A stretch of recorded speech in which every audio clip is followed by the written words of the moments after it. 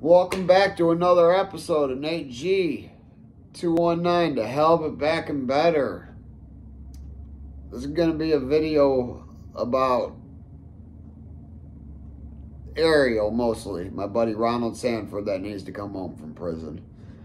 And I just want to give you guys a couple of my takes on and experiences of why I believe this man needs to at least be given a shot to get back into court and a possibility to come home at some point in his life. Because right now, his earliest possible release date is when he is 100 years old. That's ridiculous. I know it was a double homicide, but the other circumstances in the case should at least give him the shot to get back into court. He's been told he's going to and stuff, but nothing's happened. Everything gets pushed back and pushed back and pushed back. The COVID didn't help at all, but a lot of it's that people just don't care.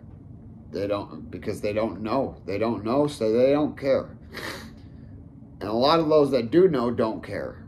So I've had a lot of negative comments on his video. That's okay. Everybody is entitled to their own opinion. But I'm here to persuade you, or attempt to persuade you, to at least consider why he should end up back in court.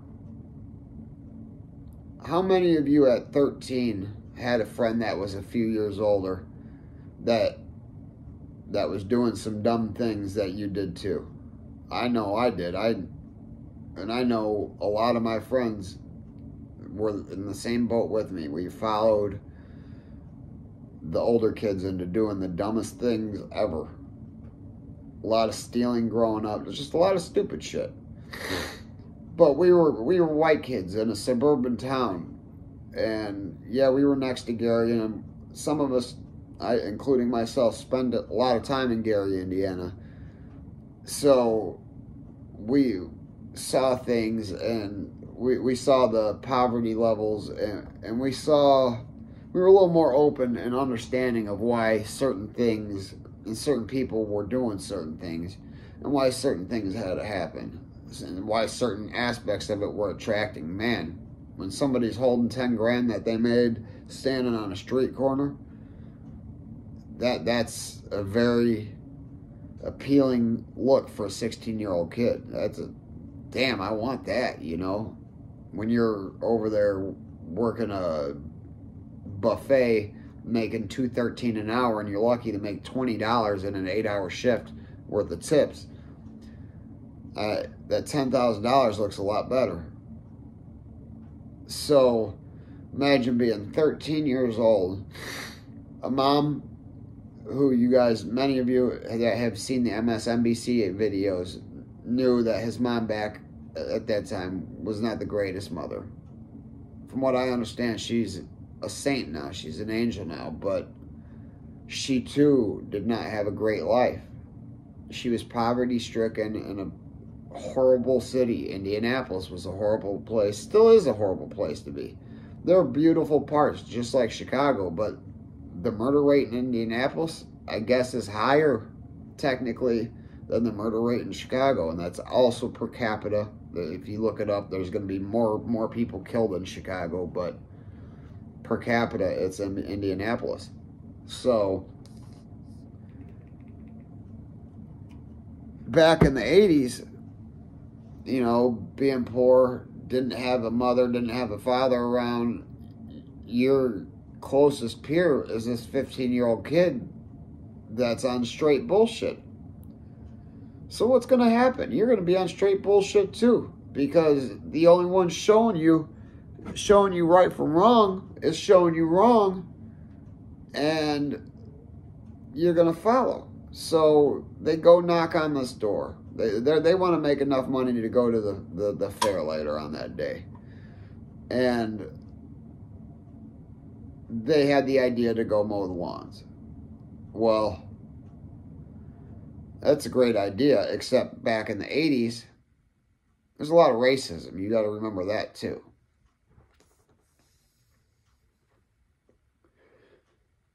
A lot of racism. So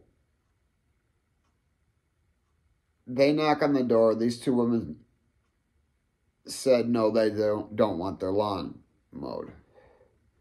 Well, Sean Rowe, the 15-year-old, proceeds to push the door in. What the hell do you think Ariel did? This is his peer. This is who he's looking up to. Ariel's going to follow him right in, just as most scared-ass 13-year-old kids would have done. How scared? Do you think he was excited about this happening? I doubt it. I bet you it scared the shit out of him. And Sean pushes in the door. Ariel follows in. And they're trying to rob these women. They did rob these women. And Sean proceeds to start to stab one of them. Or both of them. Nobody knows. Nobody can prove exactly what happened on the inside of the house, except for the fact that there was a double homicide. They cannot prove whether Ariel or Sean, which one of them had stabbed them. All they knew is one or both of them had stabbed them. So, back at the jail, Sean's like, no, Ariel did all this.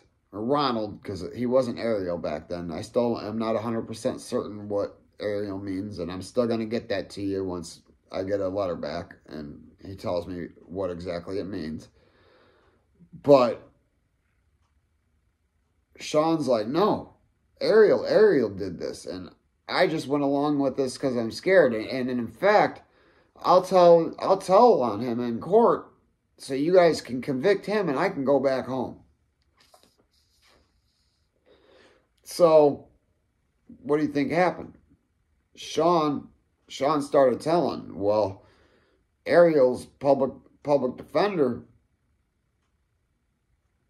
wasn't a very good one because a plea agreement is designed to lessen the punishment if you accept responsibility. And at 15 years old, this was 2 years after the crime, accepting responsibility for a double homicide, solely accepting responsibility, being coerced to do that, because if there's no way that you could have convinced me otherwise that he wasn't scared into signing that, knowing that the only way he would be coming home is at 100 years old. And that exactly what rights, because even unless you've been in the law library or have studied the law, most of you don't know that if you sign a plea agreement that you're losing your rights. And a poor public defender isn't going to tell you everything. And at 15, even if he does, are you going to understand the severity of giving up those rights? Doubtful, because when I was 18, I signed up the same rights. I didn't understand the rights I had given up, but I did because it kept me from going to jail. Well, him thinking it's going to keep him from a death sentence or it's going to get him home or whatever they had told him, they got him to sign this plea agreement. So there he is. Hey, Your Honor, I'm guilty. And accepted it a 170-year sentence. At 15 years old, how do you comprehend that? How in the hell do you comprehend the fact that you can't go home until you're 100? And they didn't start him at a facility to warm him up to this. 15 years old, they walked him right behind the wall of that. There's pictures of it. Maybe that's what will be on my thumbnail. I'll try to find the picture of him walking into the prison at 15 years old. It's just a deer in the headlights look. It's unrealistic that can happen to a child. But not too unbelievable for the 1980s, but the fact that it's 2022, almost 2023, and absolutely nothing is being seriously done about this is horrifying. I know Ariel's writing letters. I've written letters. I've signed petitions. I've shared petitions. But how many petitions and what is a petition actually going to do for Ariel? I don't know. But there are petitions on there. Maybe I'm going to try to find one of them to sign on here. But it just saddens me to know that this man's next possible release date's at 100 years old. And then there's people like Tex that are going to go home and try to make a family. There's people like Kinfolk. I told you about him, the one that wants to go home, kill somebody, and eat their body because he heard it tastes good and he wants to do life in prison. He doesn't want to go home. I'd even asked that man, why doesn't he just do it here? He said he's trying to. He's not lying. I watched him try to 2 different times. One time, his rec partner did not come out of the cell. I'm not going to say that it's grateful because that guy was a horrible sex offender. And if there's going to be somebody that he's going to kill, let it be at least somebody that is worth killing. Because I'm worried that this man's going to take an innocent life. Taking a life, period, is not okay. But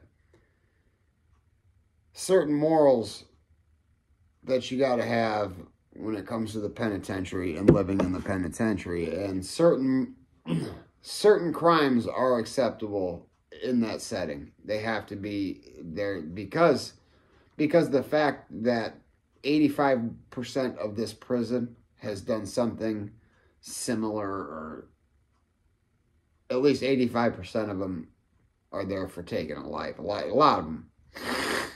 I don't know if that's the exact percentage now, but that was about 10 years ago, the percentage. The percentage of violent offenders was 85% or something, and 85% of them were never going home.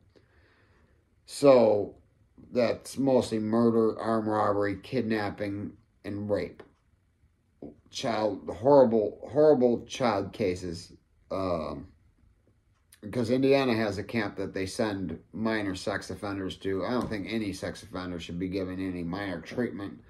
And I don't consider a 19-year-old sleeping with a 16-year-old a sex offense just because the parents got mad. That's a different situation. And yeah, they should not be at a prison like the one I was at.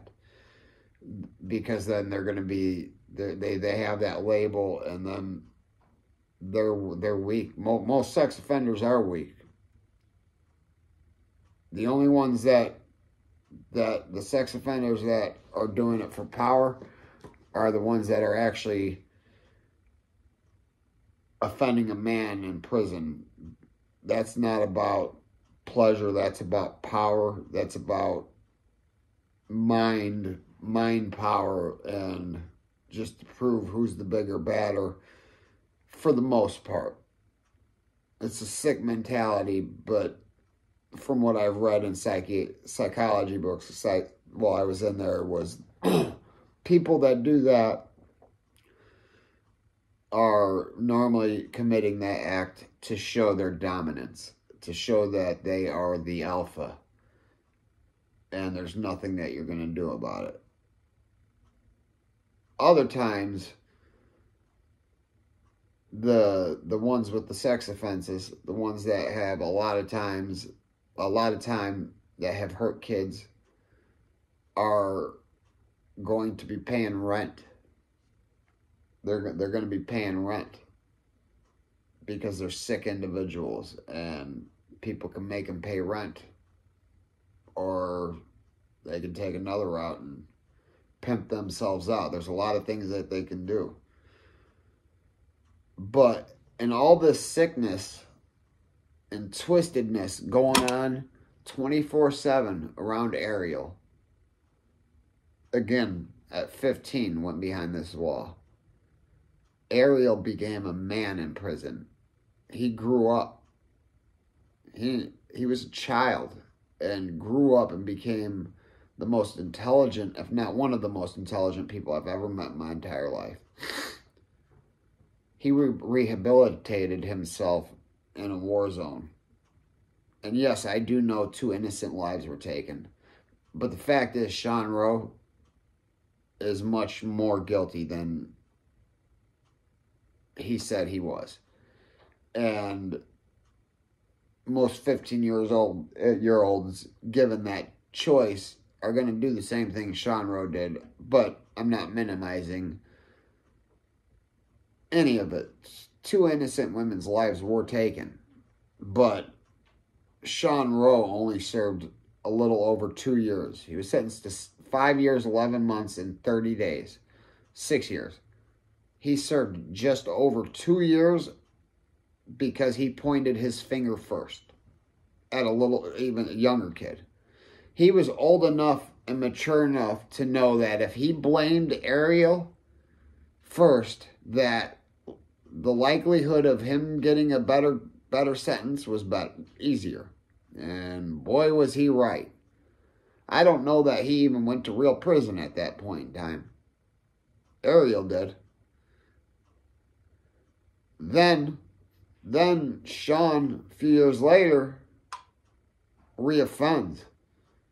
And in a sick way. I don't remember the exact charges, but the convictions had something to do with, had a sex offense with a minor and incest is what he was convicted of. So I'm going to eventually read into a little more of that when I have some time. I do work a lot, and it's a couple days after Thanksgiving. I've been busy. I'm releasing 2 videos back to back because I haven't had any time to do anything, and I'm trying to really get this channel off the ground, so if you guys can please help. But all this madness in this prison, all this sickness in the prison, and Ariel has become this person that can leave a positive impression on somebody like me that's a breeze through. Somebody that a lot of times people hate because I'm going home before they ever even get out of segregation. You know, they've been in segregation longer than my entire prison sentence. I met a couple that were in there 15 years. Not in IDU, but in an administrative segregation. They'd be in there 14, 15 years. Sometimes longer. Whatever they had done prior to that point in time, that put them in segregation. Sometimes they don't even do anything. They just go to segregation for investigation because they're a high-ranking gang member. And that gang is running things. So the high-ranking gang members sometimes will just get put away for investigation to slow down certain violence or slow down certain drug traffic or whatever reason. I don't know. I was never a cop, so. But how many of you think it is possible to rehabilitate yourself in a setting like that when you grew up at 15 to 50? Do you think it's possible? I know a lot of you don't. And for those of you that do not think it is possible, could you please tell me why you do not think it's possible? I'd really like to know. Because there are resources. There are resources that you can use. You just have to have the mind and the choice and the willingness to do so. And Ariel has done those. That's another episode of Nate G219 to Hell But Back and Better. Please like and subscribe if you would like. My Cash App tag is NateG21964. Also, my new Instagram, NateG_219.